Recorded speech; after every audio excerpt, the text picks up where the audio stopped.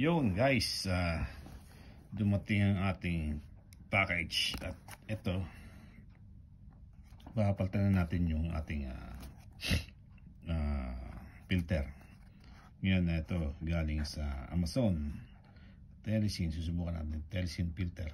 Okay, subukan natin ngayon. Tingnan natin ang laman, which is susubukan din natin kung paano ang paggamit ng mga to.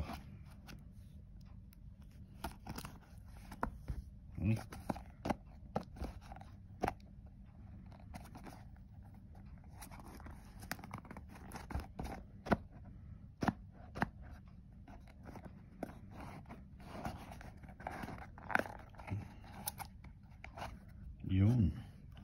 Yan.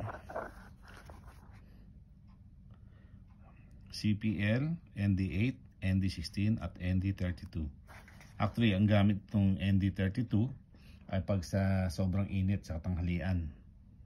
Itong ND16, ito naman ay gagamitin kapag medyo hindi naman kainitan pero mainit pa rin.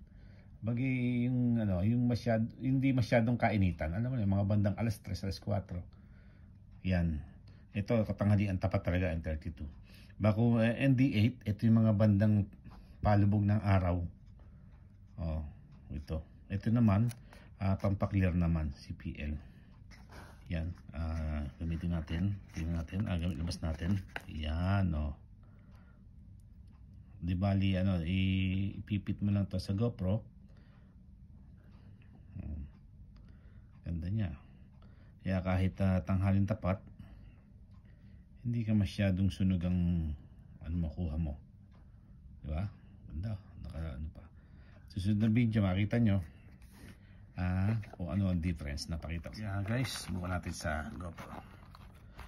Sa GoPro 9 natin.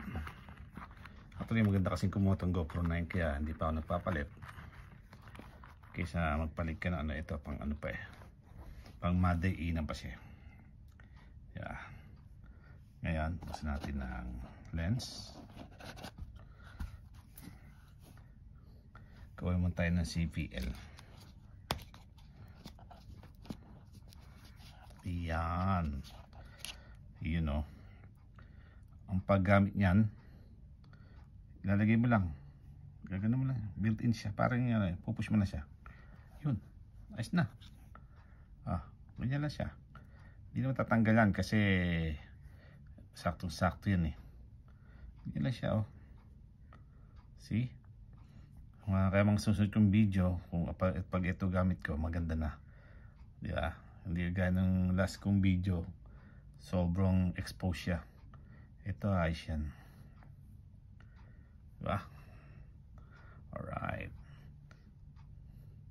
Salamat guys. Sana subscribe niyo pa ang aking channel. Mabuhay. Mabuhay mga kabagsik.